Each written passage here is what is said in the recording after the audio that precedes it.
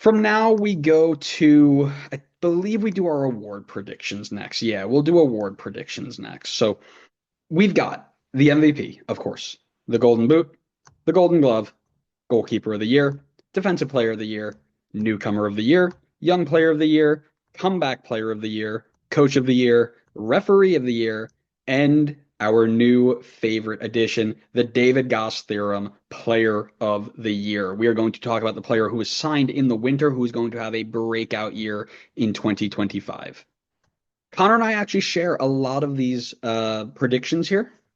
So we're going to start off with the MVP, and it will be no surprise to anybody that we have picked Lionel Messi, both of us, to win MVP because, I mean, come on, let's face it, right? It's not that difficult. Connor is doubling down his Golden Boot prediction in Dallas. Last year, he picked Jesus Ferreira, I think, and that did not go over very well, but he has doubled down on the Dallas hype train, and he has picked Pitar Musa as the Golden Boot, likely with the Luciano Acosta addition, making a very, very interesting pick there for Golden Boot. I myself have gone Cedric Toychart. I think he came onto the scene really, really strong for St. Louis in 2024. In just 761 minutes, he nabbed 5 goals and 4 assists for St. Louis, as well as 2 goals in the League's Cup. This dude is going to go off this year, especially with the addition of Hartel behind him, with guys like Edward Leuven behind him. Conrad Wallem looks really exciting to give him a lot of service. Honestly, I think he might bump guys like João Klaus down in the pecking order, which would be really, really interesting to see. So very excited for that.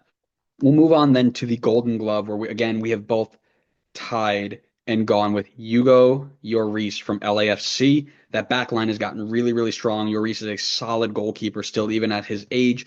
And the way that LAFC play, they're going to play a lot with the ball, hopefully, or in transition. They're going to be defensively strong in transition out. I think that it is going to be not, it's going to be close again for Golden Glove, but I do think Lloris pulls it out, as does Connor, evidently.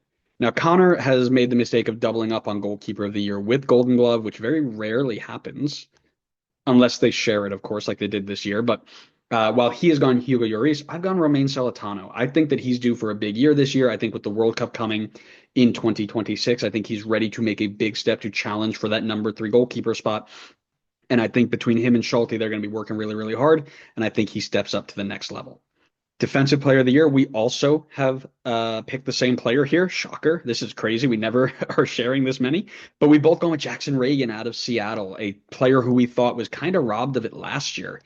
Was in the finalist, I believe, again, with Seattle not changing much of that back line, he should be in the running for it again.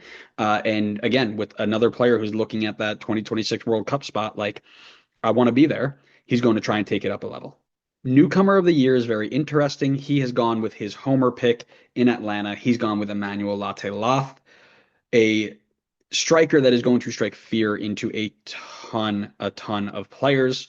And it is something that I'm really excited to see because he's linking up with a lot of talent again, right? Georgios Giacomakis had Thiago Almada. Josef Martinez had Miguel Almiron. Latelaf has Miguel Almiron and Alexei Miranchuk. So he could very well be a newcomer of the year. I don't think that's a crazy shout at all, but I think mine is more correct, and that is Wilfried Zaha. I said this in our previews. I said this the day he signed, that in Dean Smith's system, where he is going to be asked to simply play in transition, run at them with pace and speed and strength, and score lots of goals, I think this dude is going to have a brilliant year, and newcomer of the year is not out of the question for him. That being said, we both, and then we'll move on to Young Player of the Year, a very, very coveted award won by Diego Luna last year. We've both gone for Philly products. One is still there, one has moved on. Connor's picked Quinn Sullivan. I've picked Jack McGlynn. I think Jack McGlynn is going to have more of an impact in Houston than Quinn Sullivan may have in Philly. And I think that he fits the possession-based style better than whatever Red Bull murder ball is going to be played in Philly. So it's close, no doubt, but I'm picking Jack McGlynn over Quinn Sullivan. Connor disagrees. Comeback Player of the Year. This is a very interesting one. Connor got this right last year. I did not. But he has picked João Klaus. He's riding that St. Louis train. He thinks He's going to come in and make a very big impact, I'm sure. And it'd be great to see him come back full healthy and help St. Louis push to the top. But I myself have gone with one that our friend Matty Casey put us on, and that's Pablo Ruiz in RSL. People forget that he was gone all year last year, and he is coming back to RSL, hopefully full strength. But it's not so long ago that our top five position draft, Connor and I both put him as a top five center mid slash center defensive mid in the league, period. He comes back anywhere near that level and he's going to be dangerous. I've got Pablo Ruiz for comeback player of the year. And now on to the newer and not so fun ones. I guess that's not true. We'll just start with the coach of the year. This one's easy for both of us. It's Dean Smith out of Charlotte. We both think that he's going to take this team to a really, really high level. And I don't disagree with him for once, right? I think Dean Smith has his team set up to be so successful in the very, very near future. And I think that's happening today, tomorrow, and this year altogether.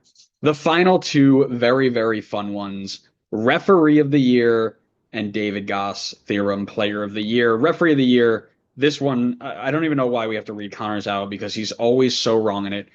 But he's gone with Lucas Spala, and I think he picked it because he knew I was going to mess up that name and he wanted to see me try. I have gone with Philip Dujic, who is also known as Mr. However to those who know. Now, a quick check of the WhoScored.com referee statistics from Major League Soccer, because, yep, we do that sort of stuff. The winner of last year's award, which is Drew Fisher, had a record here. He refereed, Drew Fisher, 19 games, gave out 57 yellows, 3 red cards, and half a penalty per game, right? Connor's Lucas Splaza had 22 appearances with 75 yellows and 9 red cards, which I think is just absurd to even think that somebody with that level of lack of control, 9 red cards, would be even in consideration for something like this. That's 0.41 red cards per game. Drew Fisher only gave out 0.16. Now, Drew Fisher known for letting things get out of hand as well, but in the other direction, so you got to find that nice, happy medium. And who's in that nice, happy medium? Philip Dujic. He gave out 6 red cards and 69 yellow cards. Nice. Where he fell into a 0.32 red card per game, 0.47 on the pens per game, which is exactly what Drew Fisher gave. And he gave a couple more yellows per game than either of the other two. But he needs to give yellows when the game demands it, right? And he knows when to give that card. Philip Dujic is going to be your referee of the year. Mark it, confirm it. It's going to be a very good day to celebrate that in the end of 2025. And now the David Goss Theorem player of the year. For those who don't know the David Goss Theorem, this is the idea that a player signed in the summer transfer window of MLS who only has half a season and maybe 10 games to make an impact will not get off the mark usually, but given a full preseason, he will step into a team and be very, very good in the year following. Connor has gone with Marcel Hartel, who I think it's a cop-out pick. Because if you look at Marcel Hartel's statistics from last season, 3 goals, 5 assists in 810 minutes in MLS play, 2 goals, 1 assist in 338 minutes in Leagues Cup. That doesn't seem like somebody who underperformed in the time that was here. That feels like a Cucho Hernandez steps in and makes a big difference and then continues to make a big difference, right? That's what it feels to me. I think that's a pretty bad pick by Connor. I don't know if I would allow such a thing personally, but because he's not here, I'll give him the benefit of the doubt.